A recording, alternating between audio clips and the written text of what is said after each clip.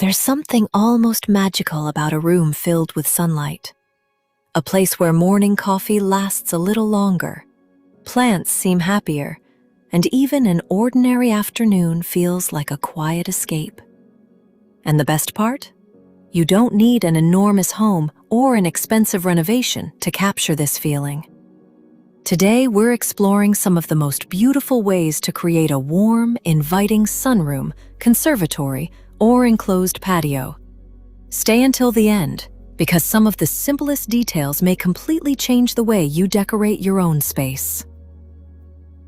The first thing these rooms get right is something that costs absolutely nothing: natural light. Instead of fighting the windows, make them the focal point. Keep window treatments minimal, position your seating where you can enjoy the view, and allow the changing daylight to become part of the room.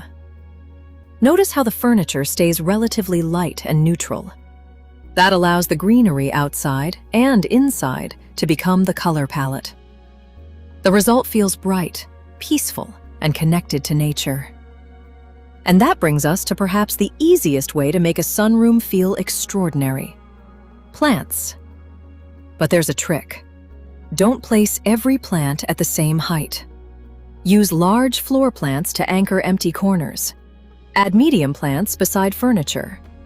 Place smaller pots on tables and shelves. And then bring the eye upward with hanging plants. Suddenly, greenery isn't simply decorating the room, it's surrounding you. That layered effect is what gives these spaces their lush, almost secret garden feeling. Next comes texture. This is where a room can go from looking decorated to actually feeling cozy. Rattan chairs, woven baskets, natural wood, jute rugs, soft linen, knitted throws. Even when almost everything is beige, cream, or brown, the room still feels interesting because every surface has a different texture. This is especially useful when you're decorating with neutrals. You don't necessarily need more color. Sometimes you simply need more texture. But cozy spaces shouldn't feel perfect. In fact, some of the most inviting rooms have a slightly collected feeling. A cushion on the floor, a favorite book left on the table, a small cup of tea, a candle, something connected to a hobby. These little details make a room feel like somebody actually enjoys spending time there. And that's an important decorating rule that's easy to forget. Your home should tell people something about you. A beautiful room doesn't have to be purely decorative. It can also become the place where you do the things you love. Maybe it's reading, painting, playing music, journaling, growing plants, or simply sitting quietly with coffee before everyone else wakes up. Instead of asking, "What should I put in this corner?"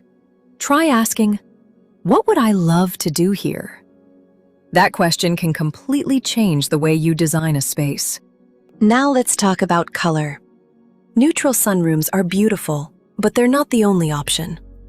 Deep reds, dusty blues, botanical prints, and vintage-style rugs can create an entirely different atmosphere. The secret is repetition. Notice how similar shades appear again and again through the cushions, flowers, rug, and accessories. That repetition makes a room with lots of color still feel intentional. And if you're nervous about using bold colors, start with textiles. They're one of the easiest things to change later. Flowers can transform the mood even further. Soft pinks, whites, and natural wicker instantly create a romantic garden room feeling. You don't necessarily need this many flowers to recreate the effect. One large arrangement can become the focal point. Then repeat that color once or twice somewhere else in the room. It's a simple styling trick, but it makes everything feel connected. And then there's lighting. Sunrooms are beautiful during the day, but don't forget what happens after sunset. Add a small table lamp, a few warm accent lights, maybe a candle or lantern. Avoid relying entirely on one bright ceiling light. Multiple smaller light sources create depth and preserve that cozy atmosphere after the sunlight disappears. There's also something all of these rooms have in common: They aren't trying too hard. The furniture doesn't perfectly match. The plants aren't perfectly symmetrical. The accessories look collected over time. And that's precisely why they feel comfortable. A beautiful home doesn't need to look like a furniture showroom. It needs layers. Something old, something natural, something soft, something meaningful, and enough empty space to actually live in it.